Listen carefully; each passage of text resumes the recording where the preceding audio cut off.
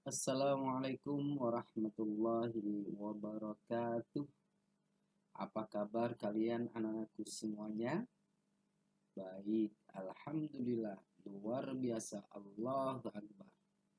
Anak-anakku yang Pak Guru cintai dan Pak Guru banggakan, hari ini kita masih belajar tema 3. Tugasku sehari-hari subtema 4. Tugasku dalam kehidupan sosial pembelajaran yang ke-6. Di pembelajaran yang ke-6 ini nanti kalian akan belajar muatan bahasa Indonesia, muatan matematika, dan muatan SPDP. Pak Guru berharap mudah-mudahan kalian tetap semangat dan selalu dalam keadaan sehat walafiat. Baik anak-anakku sekalian, sebelum pembelajaran dimulai, mari kita membaca doa bersama-sama. A'udzu billahi minasyaitonir rajim. Bismillahirrahmanirrahim. Rabbi zidni ilman nafi'ah warzuqni fahman wasi'ah. Ya Allah, tambahkanlah aku ilmu yang bermanfaat dan anugerahkan kepadaku kefahaman yang luas. Ya Allah, kabulkanlah permohonanku. Amin. Baik, untuk pembelajaran bahasa Indonesia, hari ini kita akan membuat kalimat sederhana sesuai dengan kata-kata yang tersedia. Perhatikan bacaan atau teks berikut ini. Menyantuni anak yatim. Kalian tahu apa itu arti dari menyantuni?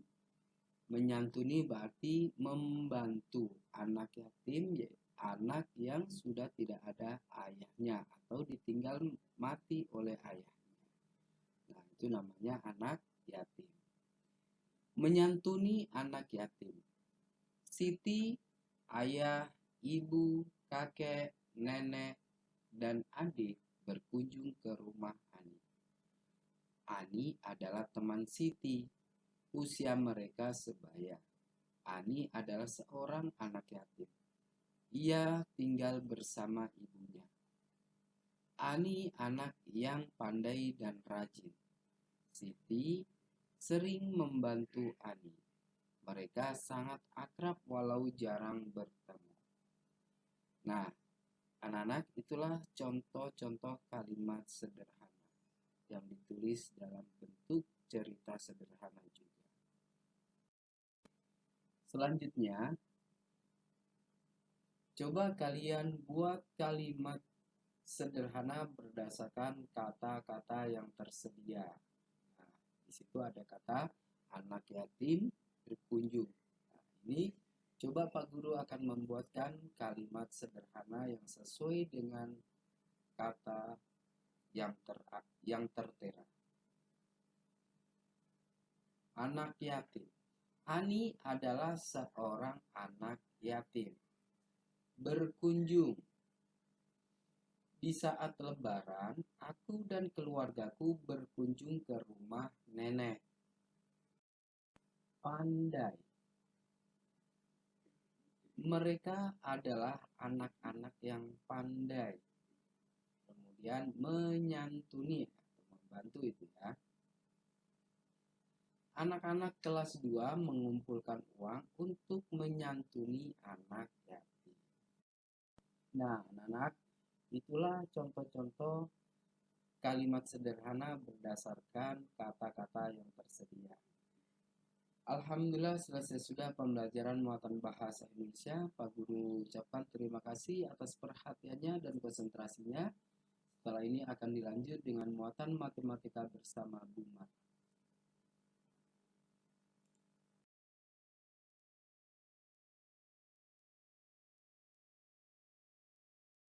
Lagi di muatan matematika bersama Bu Mar. Nah, hari ini kita sudah masuk ke pembelajaran terakhir pada tema ketiga. Itu artinya setelah hari ini kita akan melakukan latihan dan ulangan. Maka simak baik-baik materi yang akan disampaikan oleh Bapak Ibu Guru hari ini. Nah, tadi di awal kalian sudah belajar bahasa Indonesia dengan Pak Sodikin. Membaca sebuah teks cerita, kemudian membuat kalimat berdasarkan kata yang sudah terdapat pada buku kalian. Nah, di pembelajaran matematika, kita akan belajar masih mengenai uang, yaitu tentang uang kembalian. Pasti kalian pernah berbelanja dan menerima uang kembalian. Bagaimana sih cara menghitung uang kembalian? Disimak baik-baik ya, Nak.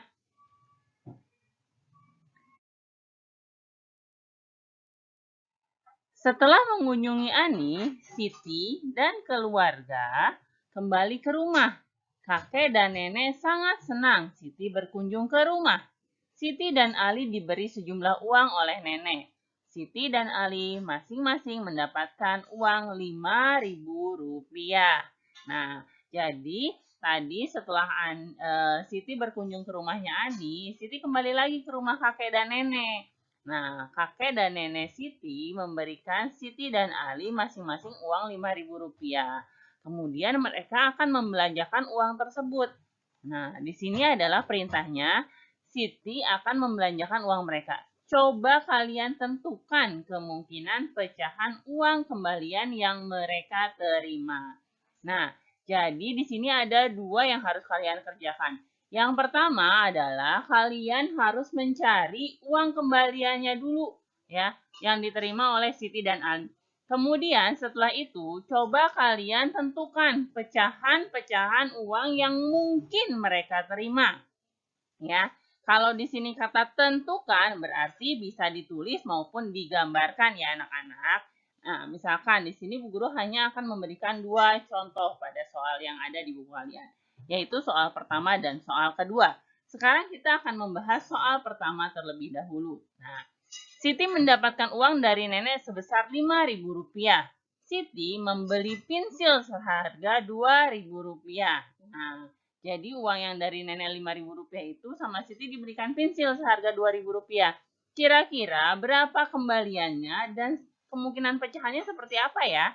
Nah, sekarang kita cari dulu cara mencari uang kembalian. Cara mencari uang kembalian adalah total uang dikurangi dengan total belanja. Maka kita akan dapat yang namanya uang kembalian. Nah, itu. Nah, sekarang kita lihat nih. Uangnya Siti totalnya ada berapa? Rp5.000.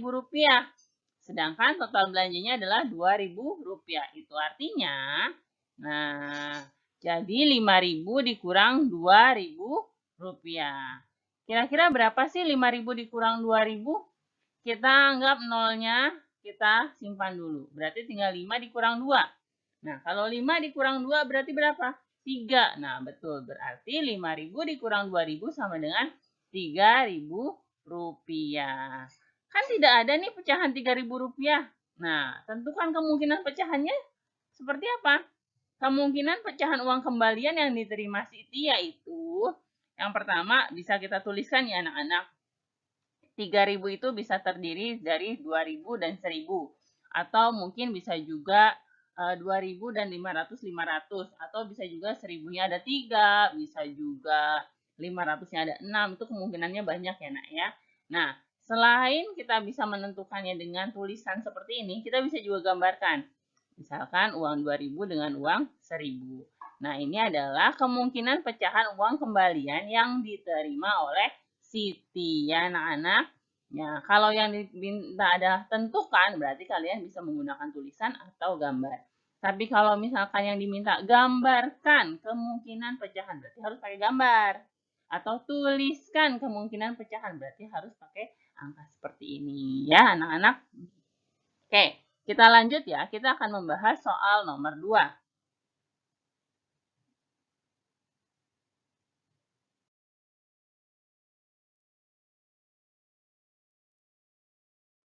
Nah, pada soal nomor 2 perhatikan. Ali mendapatkan uang dari nenek sebesar Rp5.000.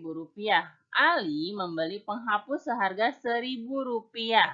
Nah, jadi uang Ali 5.000, cuma Ali belikan Rp1.000 untuk membeli penghapus. Kira-kira berapa kembaliannya? Sama seperti tadi ya. Total uang Ali dikurang total belanjaan. Berarti 5.000 dikurang Rp1.000. 5 dikurang 1 sama dengan berapa? 4. Berarti sisa uang kembaliannya adalah Rp4.000. Nah, lalu tentukan kemungkinannya. Kemungkinan pecahan uang kembalian yang diterima Ali yaitu tadi bisa kita tuliskan. Bisa bentuknya 2.000 dengan 2.000 ya. Atau 1.000-nya ada 4, atau 500-nya ada 8, atau 200 atau berapapun itu bisa. Atau campuran semua pecahan 2.000, 1.000, dan 500 bisa juga seperti itu anak-anak. Ya. Atau bisa kita gambarkan seperti tadi. Kalau digambarkan berarti uangnya kita gambar nih. 2.000 sama 2.000. Atau 500-nya ada 8. Atau 2.000, 1.000, terus 500 juga boleh. Seperti itu ya anak-anak ya. Nah, ini adalah pembahasan soal nomor 1 dan nomor 2. Bagaimana dengan soal nomor 3 dan nomor 4? Nah, kita lihat lagi ya soalnya nak ya. Pada soal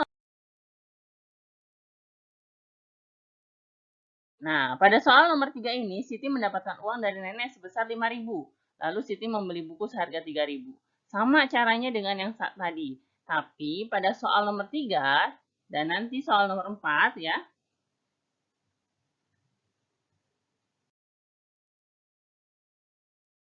Nah, soal nomor 3 dan nomor 4 ini sama, nanti akan kita bahas pada saat kita Zoom dan PTMT ya anak-anak. Jadi, untuk soal nomor 1 dan 2 kalian sudah paham. Semoga pada soal nomor 3 dan 4, bagi kalian yang tidak ikut Zoom maupun PTMT, nah, kalian bisa tetap mengerjakannya seperti itu. Seperti contoh pada soal nomor 1 dan nomor 2. Oke. Setelah ini, kalian akan dilanjutkan lagi oleh Ibu Saima pada pembelajaran muatan SBDP. Semangat terus anak-anak. Baik anak-anak, pembelajaran hari ini akan Bu Ima lanjutkan. Setelah tadi anak-anak belajar dengan Bapak Sodikin dengan muatan bahasa Indonesia, lalu dilanjutkan dengan Bu Mariani dengan muatan matematika, maka kali ini dengan Bu Ima bertemu kembali seperti biasa dengan muatan SBDP. Anak-anak tetap semangat ya. Pada pembelajaran SBDP kali ini, kita akan membuat prakarya tempat pensil cantik. Apa saja alat dan bahan yang perlu kita siapkan? Yang pertama adalah botol plastik bekas minuman ringan 1 buah. Bisa botol aqua bekas ya nak ya. Yang kedua, kertas sampul warna hijau atau kertas berwarna lainnya. Yang ketiga, ranting kering, manik-manik, atau daun kering atau hiasan yang lainnya. Yang keempat, lem uhu. Yang kelima, gunting. Yang keenam, spidol. Yang ketujuh adalah penggaris. Itu adalah alat dan bahan yang kita perlukan untuk membuat tempat pensil cantik. Lalu bagaimana cara membuatnya? Yang pertama adalah kita siapkan 1 buah botol plastik bekas. Lalu kita bersihkan dan kita keringkan. Nah, di sini sudah ada contohnya ya nak ya, berdasarkan gambar di bawahnya. Lalu setelah itu, langkah yang kedua adalah gunting botol plastik tadi menjadi 2 bagian. Anak-anak kira-kira saja ya, sepertinya atau lebih panjang atau lebih pendek antara atas dan bawah itu dipersilakan saja ya. Langkah selanjutnya adalah kita siapkan kertas-kertas yang kita perlukan. Nah, di sini juga sudah ada ya contohnya kertas yang berwarna hijau atau warna lainnya. Langkah berikutnya adalah balut bagian teratas botol plastik dengan kertas sampul warna hijau atau warna lainnya. Sebelum dibalut, kertas terlebih dahulu diukur menggunakan penggaris, spidol, lalu digunting. Nah, anak-anak, pada saat penggunaan gunting ini harus hati-hati ya nak ya, karena sedikit berbahaya. Setelah itu, gunakan lem uhu untuk membungkus botol dengan kertas yang sudah kita gunting tadi ya, seperti contoh di bawahnya ya. Sudah kita balut, sudah kita bungkus botol plastik yang sudah kita gunting tadi. Nah, setelah botol plastik bekas tadi terbungkus dengan rapi dengan menggunakan kertas warna hijau atau warna lainnya, anak-anak langkah selanjutnya beri hiasan botol plastik tadi yang sudah dibungkus dengan manik-manik atau daun kering atau ranting atau dengan hiasan yang lainnya agar tempat pensil terlihat cantik. Seperti contoh di bawah ini ya. Anak-anak bisa membuat tempat hiasan pensil ini di rumah ya. Nanti bisa dilakukan di rumah. Kalau anak-anak agak bingung atau sedikit takut berbahaya menggunakan guntingnya, anak-anak bisa minta bantuan ayah ibumu atau orang yang lebih dewasa. Anak-anak bisa mencobanya ya. Ketika anak-anak ingin membuat hiasan tempat pensil yang cantik, lebih bagus, lebih menarik, ada caranya yang lebih lengkap di buku tema 3 halaman 152 sampai 156. Anak-anak bisa berkreasi dengan imajinasimu sendiri, dengan bakatmu sendiri ya. Pasti anak-anak bisa. Jika anak-anak takut untuk menggunakan alat-alat seperti gunting atau yang lainnya, anak-anak bisa minta bantuan ayah ibumu atau orang yang lebih dewasa. Alhamdulillah anak-anak, pembelajaran kita hari ini telah selesai. Terima kasih anak-anak atas semangatnya, atas kerjasamanya. Juga terima kasih kepada ayah bunda yang masih bekerja sama, membimbing, mendampingi anak-anak belajar hingga hari ini. Kita tetap berdoa, tetap menjaga protokol kesehatan.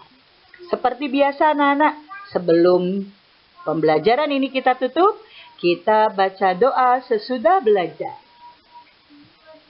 Bismillahirrahmanirrahim. Allahumma arinal haqqa haqqa warzuqna ittiba'ah wa arinal batila batila warzuqna tinabah. Terima kasih anak-anak. Mohon maaf jika pembelajaran hari ini banyak kesalahan, banyak kekurangan. Insya Allah kita bertemu kembali pada video pembelajaran berikutnya. Assalamualaikum warahmatullahi wabarakatuh.